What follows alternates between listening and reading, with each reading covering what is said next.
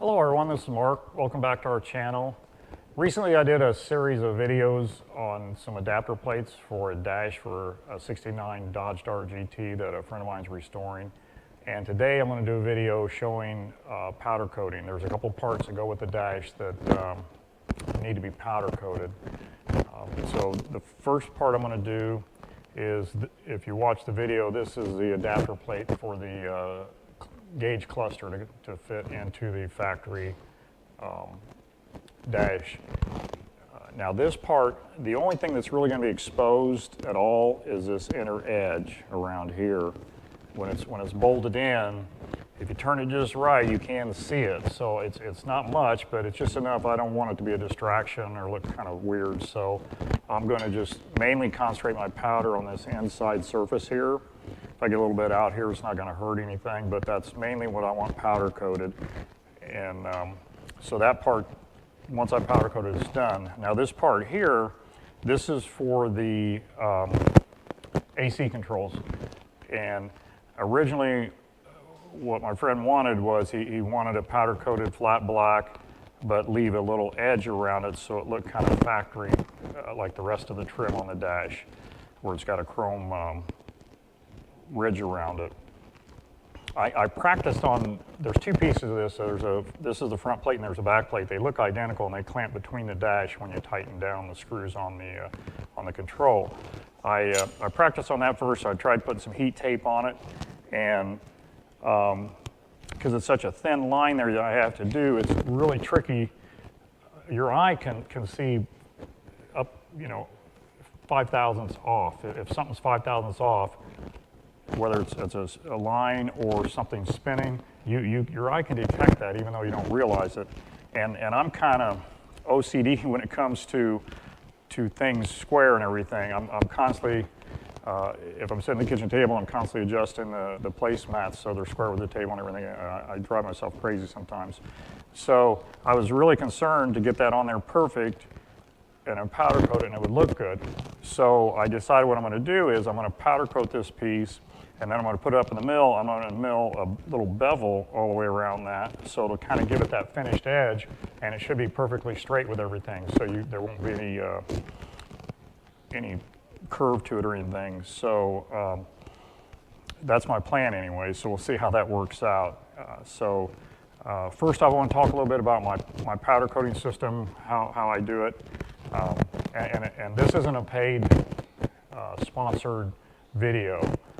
I'm not getting paid for saying any of this, and just because I like a certain product doesn't mean everybody will like it, but I'll just tell you my take on this company and the products they sell, what I've purchased so far. I've purchased 2 welders and a plasma arc from them, and this powder coat system. And I'm sure everybody's heard of this company. It's Eastwood. What I've got, first off, I have to prep my parts, and that's probably the most critical thing when you're powder coating, or when you're regular painting too, with a base coat, clear coat or something.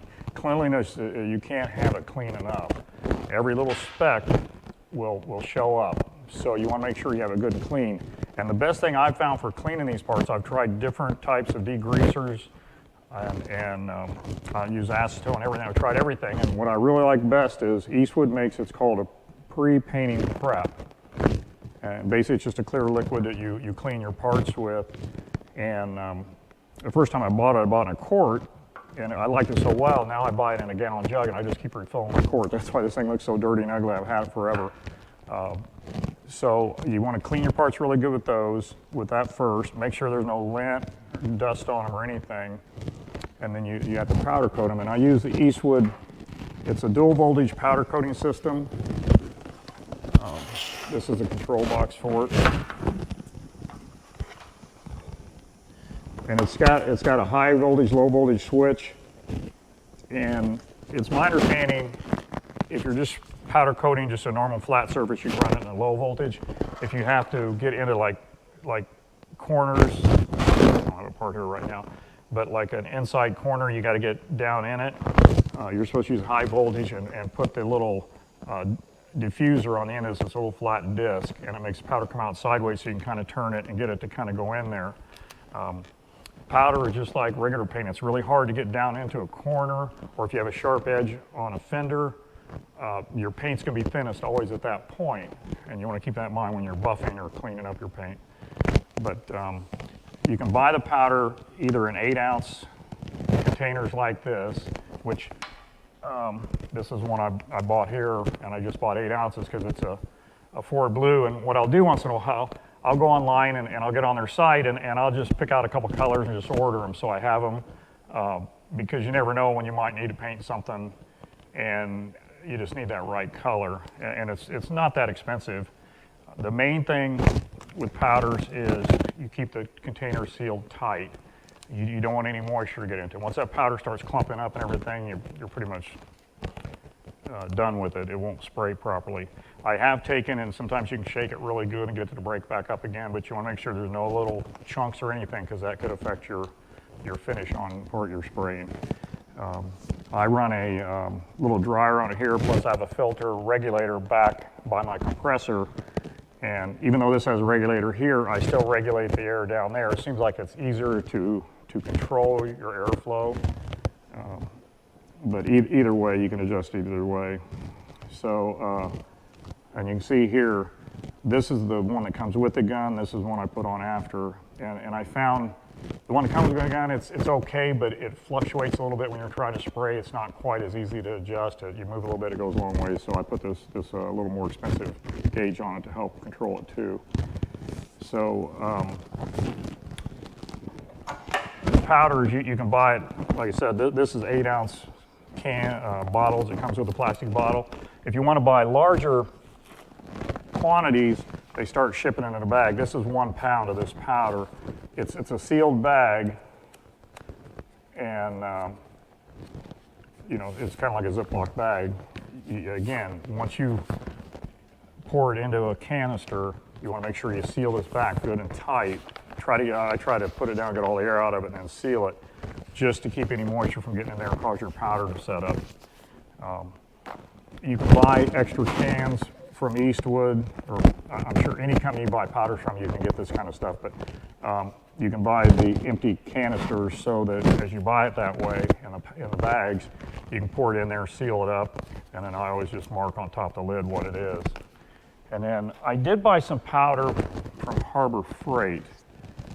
I was in their store one day and they had a clearance on all this, and I bought this is matte black, I bought some white, I believe some yellow and some red. I've never used the Harbor Freight powder yet to let you know how good it sprays. One of these times I'm going to put it up and see what it does. But I've been really had really good luck with the Eastwood powder, so I kind of try to stay with those. I don't want to be switching back and forth and then you end up having a bad part when maybe the powder doesn't spray like you would. But like I said, I've been really happy with Eastwood products. I have, as I said before, I have 2 welders and a plasma I purchased from them, and I want to do future videos of demoing those and showing you how they work and some of the features on them. So the first thing I need to do on this one, if you watch the video when I made this one, if you noticed at the end, it was very shiny. It almost looked like chrome, because I took and I polished it and then I buffed it out on my buffer. And it looked really nice, but with powder coating, you don't want a slick, thick surface because you want something for it to bond to, just like regular painting. So I just took some 800 grit sandpaper and I went and just knocked that gloss off of it again. So the paint, the powder should adhere to it really good. So like I said, the first thing I want to do, and this powder, you don't want to be breathing this powder, just like painting. You don't want to breathe this stuff. So I always wear rubber gloves so I don't get any grease on my hands back on my parts once I clean them. And you want to be sure and wear a good, high quality mask to prevent inhaling any of the powder. I'm assuming it's got some kind of metallic in it to make it magnetic, because powder coating uses electricity to make it bond to the metal, or attract to the metal, I should say. It doesn't really make a bond to the metal, but it attracts it to the metal so you get a good even finish and a good even layer of powder on it. And there's a ground wire on this box that you hook up to your part. It's got a little alligator clamp on it. Hook it up to your part, and then there's a trigger you have to hold down while you're spraying so it activates the gun. And you don't want to touch the tip of that gun because it will shock you. I mean, it's a high voltage system going through there that creates a static charge in the powder that attracts it to your negative ground. And it's pretty cool. I was really worried when the first time I powder coated something because I was so afraid where my spray booth was in my old shop. I had a really nice spray booth with a filtration system and everything and well lit. And I wasn't able to bring that with me when we moved up here to this building. So I don't have a powder spray booth yet. I want to build one. I just didn't have the time to do it yet. So since this is just a little bit of spraying I'm going to do here, I'm just going to do it right here without any kind of filtration or exhaust system. But ideally, you want to have this somewhere where you have good ventilation, so you're not getting powder all over you because it will get all over you if you spray very much. The good thing is the way the gun sprays, it doesn't put out a whole lot of powder as you're spraying, so you have to make multiple passes. So you can kind of keep the overspray down on it, but you're still going to get it everywhere. So what I have is I have an oven, and I don't know if it'll show up in the background. I've got it preheating right now. The way I've always been taught is you preheat to 450 degrees. Once you put your parts in there, you leave them in there until what they call wetting out. You'll actually see the powder, because the powder will be, no matter even if it's a gloss powder, it'll look flat when you spray it on. And then once it starts to heat up and melt down, it'll start getting shiny. So you leave it at 450 till you see it get shiny, and then you turn it down to 400 and then bake it for 20 minutes. And you're ready to, after that, you're ready to pull it out of the oven. So that's why it takes a few minutes for the oven to heat up. Normally I turn it on when I get ready to start prepping my parts, so by the time I get done prepping them and get them powder coated, they're ready to go in the oven, and the oven's ready for them. And then I have trays, it looks like an oven tray, because I'm just spraying flat on these, I can just set them flat on the tray. Some parts you have to hang on wires, some parts I've had to make special little plates for them to sit on, so I can get powder all the way around them and not have problems with it sticking to my oven tray or not getting a good even coat of powder on them. So depending on what you're spraying, what the shape is, how big it is and everything, it could depend on how you're going to hang it in your oven. So, fortunately, these are just flat, so these are going to be really easy. The backside on either one of these parts doesn't matter. And you'll see, and I'll show you after I get done spraying, with it sitting on the tray, which has just got little steel rods on it. It will get some overspray on the back of it, and you'll see lines where the rods in the tray were. There won't be any powder. But again, it doesn't hurt anything. It'll never be seen, so you don't have to worry about that. So let's get started cleaning these up now. And I just take like a terry cloth towel and just soak it down really good with this stuff. And the first time you rub it, you're going to see, I'm getting a lot of oxidation off this surface, and for me, sanding the part, it's still got some dust on it, even though I cleaned it already a little bit. And my mistake I made when I first started doing this, I'd wipe it off once like that, and I think, okay, it's good enough, and I'd have fish eyes and everything else in it. You want to go over it 2 or 3 times, try to get it where you don't get any more the gray or dirt coming off of it, just to be safe. And then move to a different part, clean part of the towel, and do it again.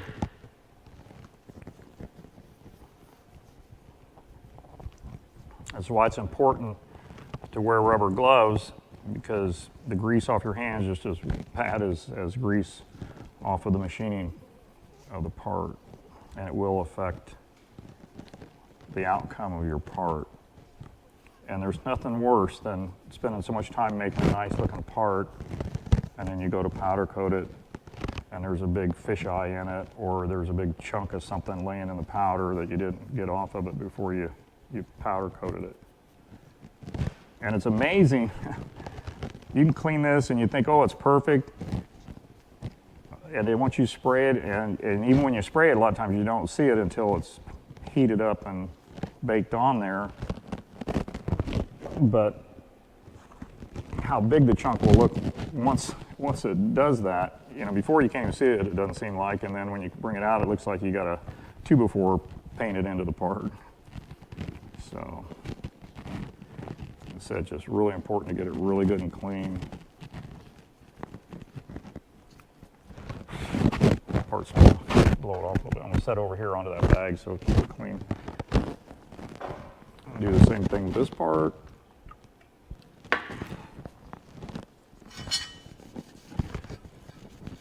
And again, you can see how dirty that part is, even though it doesn't look that bad. That will mess you up when you powder coat or when you regular, you know, your regular painting too.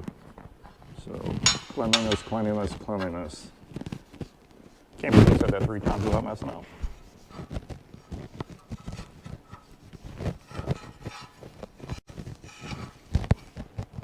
And again, the main body of that part I'm not too worried about. It's just that inside lip is really, and even this part where it's going to be at, you can't really even see the top edge on it.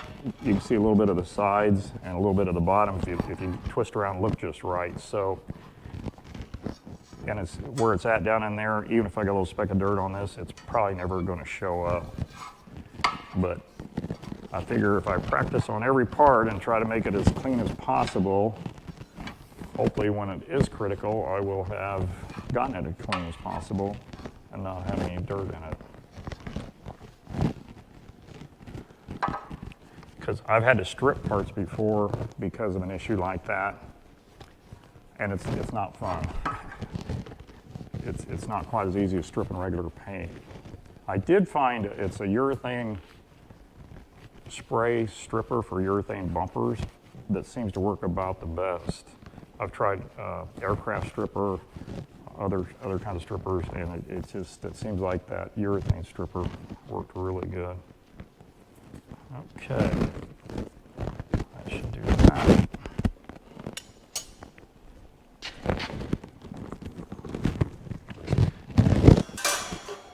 Okay, these are the trays I use.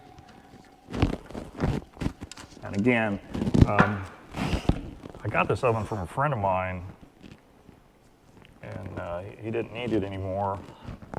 And I'm sure it's just a pizza oven or something, but it's a little bit bigger than like the one you get at Eastwood.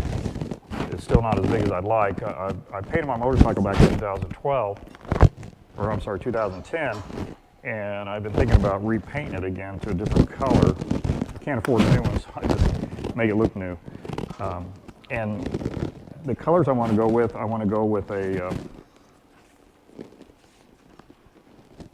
dark blue and a black, and then I want to powder coat on my chrome so that it looks better, I think, with the color combination. So I want to build a bigger oven so I can fit my crash bar in it. I think everything else in my oven on the bike except that crash bar. So my goal is to either find a bigger oven or build a bigger oven and big enough to hold that crash bar. Probably be a 4 foot by 4 foot by 4 foot, something like that. I've already bought the heating elements, the fans, all the different thermostats and everything required for the electronics for it. I just need to build a box basically. So that'll be one of my projects. Maybe I'll do a video on that too. So I'm gonna put my mask on now because I'm getting ready to spray. So basically what I'll do, I'll leave it on the low voltage side. And again, while you're spraying, you want to hold down on the button and you want to be careful not to touch that tip. If you touch this, it won't hurt you because that's just through ground. But if you touch that tip, it will shock you. I've never done it and I don't want to do it. So here we go. Let me put my mask on.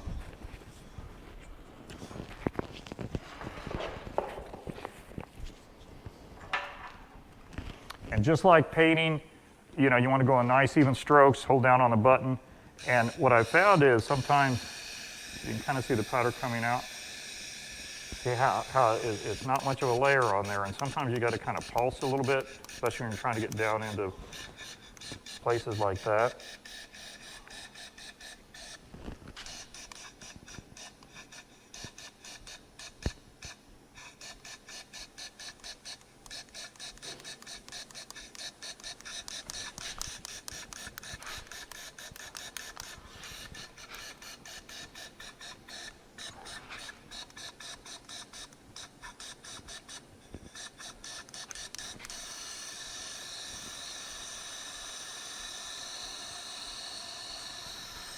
That's probably the hardest thing to do is get down into an area like that and really get good coverage.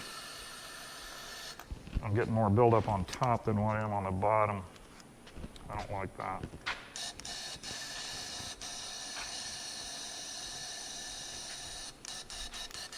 I think I'm getting a good connection there.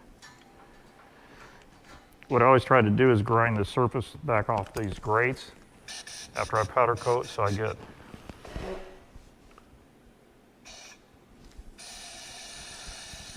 a good ground. Because if you don't get a good ground, you won't get good coverage either. It'll just, the gun will actually blow the powder away. I see it starting to build up on that. It's not doing right.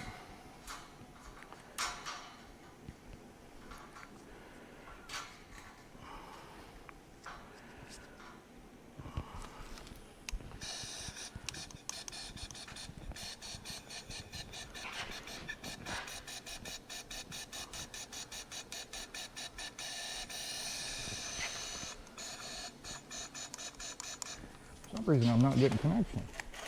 Try putting it up on the high voltage. Doesn't act like a, there we go. That's better. For some reason I turned it up on high voltage to do this. Normally I wouldn't have to do that, but it's building up a lot better now. Before it was acting like it wasn't sticking to the part, like it wasn't getting a good voltage flow through it. You see how now it's building up on the part. So like I say, you just have to try different things. Every time I powder coat something, it seems like it's a learning experience. I want to get that edges built up if I can, because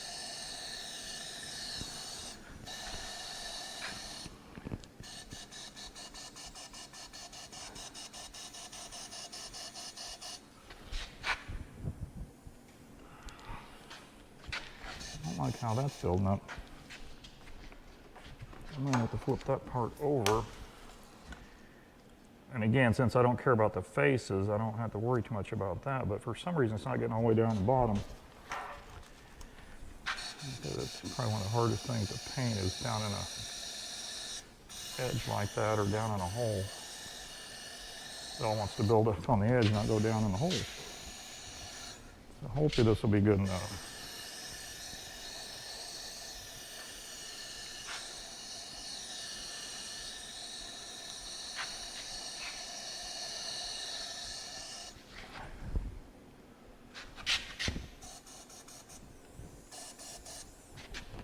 And you can see there's really not a whole lot of overspray. I'm getting a lot of powder on the table, but not too much in the air. Okay, that should do it.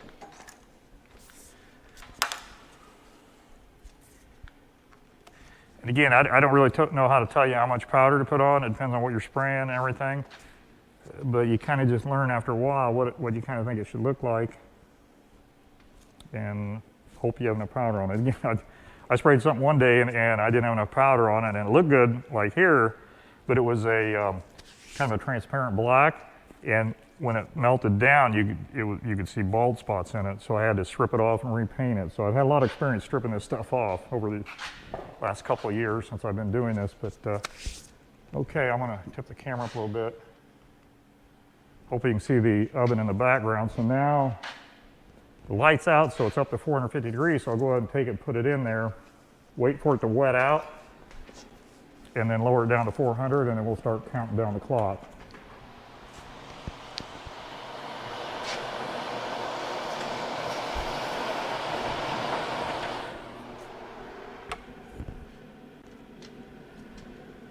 Okay, and when I'm saying wet out, basically what it's doing, that aluminum has to get up to at least 400 degrees. I mean, the powder starts melting at a lower temperature now, but it gets up to 400, 450 degrees. And that way you know you're getting a good cure time, because if you put it in there right now and wait 20 minutes to pull it out, it may have only been up to temperature for 10 minutes.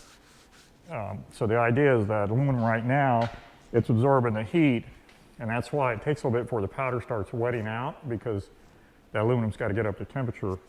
And if you don't do that, you won't get a good cure on the powder. See, that's why they recommend doing it that way.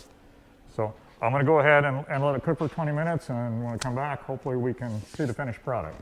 I'll see you in 20 minutes. Hey everyone, I'm back. I got the parts out of the oven, and while they were cooling down, I machined another part that I'll show you in a second that I'm going to use to clamp that AC adapter plate down to mill that bevel on it. But let me show you the parts first after they came down out of the powder coating oven and they've cooled down now. Okay, these are the parts here. You can see it turned out pretty nice and shiny, or nice and flat, I'm sorry. And covered pretty good. And then, like I said, before on the back side, you might get a little bit of overspray. You can kind of see the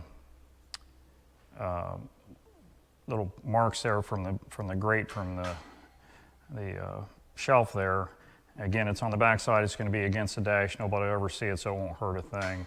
So anytime you're powder coating flat parts like this, you only need to worry about one side. It works really good. Just lay it on the grate.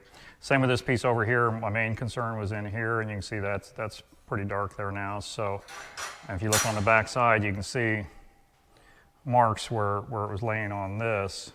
Again, it won't hurt anything because the gauge cluster actually goes and covers this whole face.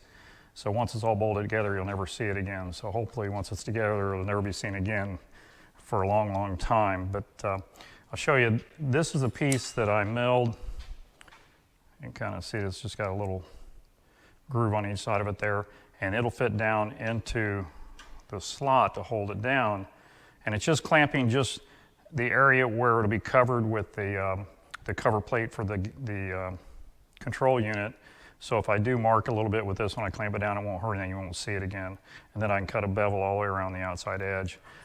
This is the backing plate for it when it's all put together, so I'll probably put it up on that also, just to get me up a little bit higher off of the mill table so I don't actually cut into my mill table. So I'll get that set up and then I'll show you guys what I'm doing next. Okay, I've got it all set up in the mill here. If you notice, my block was a little different than it did when I showed it to you earlier. Once I started to clamp it down, I realized I needed more clearance here for my cutter. So I just put it in the vise and cut a little bit of an angle on there so it'd clear my cutter. So now I've already cut the back side. I was trying to get it set up so I didn't waste a bunch of time on the video. So basically I have it set up right now. I'm getting ready to start cutting this front side. I come down and just barely touch that edge. It's a 45-degree cutter I have in there. So I barely touch it, and I'm going down a total of 40 thousandths. I'm taking 10 at a time because I'm not sure if that powder coat would flake off right at the edge, and I want to keep a good, sharp, crisp edge right there. So this will be my first pass on this side.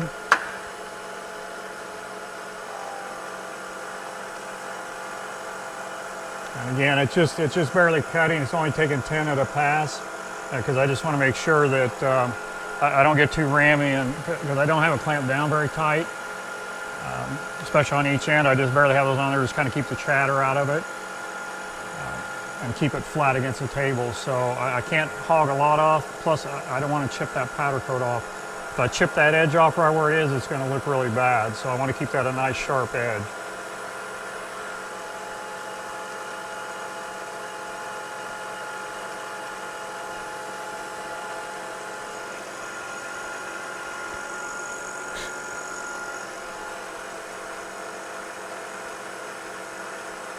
And I'm just power feeding it because, again, I want to take my time. I'm in no hurry, so I just don't want to damage my powder coat.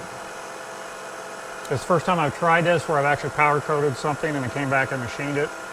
So I'm kind of anxious to see how this turns out. I think it'd be handy in the future to do a lot of other parts that way too.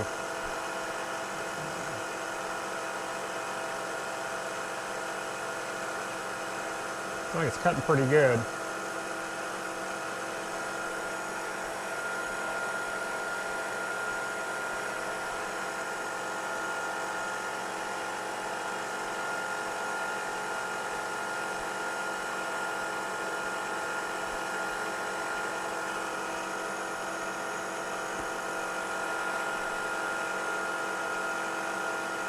When I mill across each end, I'll have to take those clamps off, so I'll have to go really careful with those because I don't want any chatter or anything in my finish.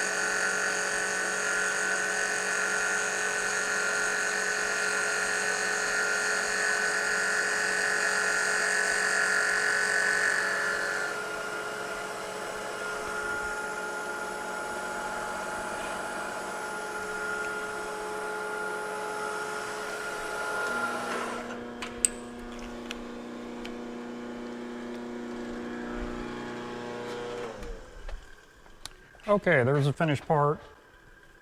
I don't think it turned out too bad. Be careful, don't scratch that powder coat. Powder coat's pretty tough, but it is a paint. You know, you can damage it just as easy as, or almost as easy as just regular paint. But that, I think that turned out really good. As you can see, I put that extra backing plate underneath there to keep me up off the table a bit, like I was talking about earlier. And I cut into my clamp a little bit. Again, it's kind of sacrificial, so it doesn't really matter. It is one of these things I might not ever use this again, or I might be able to use it for something else. So I always keep it on my clamp table just in case I can use it again. So that pretty much finishes that part. Let me get it unbolted off there and we'll take a look at it. And you can see I don't have it clamped very tight at all. It's amazing what a little bit of pressure you can hold the part with. As long as you don't get too rammy with the cutter. I have thrown stuff out of machines before. Okay, I don't know how well this is going to show up, but it did put a couple little marks right here where I had the clamp, but let me get that other part, and I will show you that that will be completely covered. So whatever marks I put on there, you'll never see again. I hope you can see that in the picture there, but I think that's going to look really sharp in the dash. My plan is tomorrow is to cut the dash inserts out for these to fit in. Once I do that, I'll bolt them all in place, and then I'll show you in the next video what it's going to look like all put together. But I'm real happy the way that turned out. That really looks nice. Edges are nice and sharp on the powder coat. It's nice and uniform here. I do have a little burr on the end that I can probably take, yeah, I can just scrape off with my fingernail. So I don't need to do any kind of file or anything on it and take a chance of damaging the powder coat. So there you go. It turned out really good. I want to thank you guys for watching our channel, and I hope you enjoy what I'm doing. And again, if you have any questions or comments, please leave them down below. I know I've said this several times. This will be like video number 18, I think, we've done so far. And only one or two of them have a comment in them. And with comments, that helps me to know what I need to improve on, or what I need to do differently, or maybe suggestions for something you'd like to see me do, you know, within reason. You know, please don't tell me jump off a bridge or something. But anyway, I really enjoy bringing this stuff to you. I've been a machinist most of my life, and I really like making chips. And a lot of things that I learned as an apprentice when I was 17, 18 years old is not found in any books. I mean, the guy that taught me he was an old machinist from the 40s, opened his own shop, very intelligent man, and he could figure out how to do anything with whatever tools we had there. And believe me, we got into some crazy stuff. And so I'll try to show you some of that as I go along. There's so many different shortcuts and things you can do on lathes and mills and drill presses and everything. And it's just something you can't learn out of a book. So hopefully it's entertaining and informative. And like I say, if you like our channel, please hit the subscribe, hit the like button, and share it with your friends. I'll see you on the next video.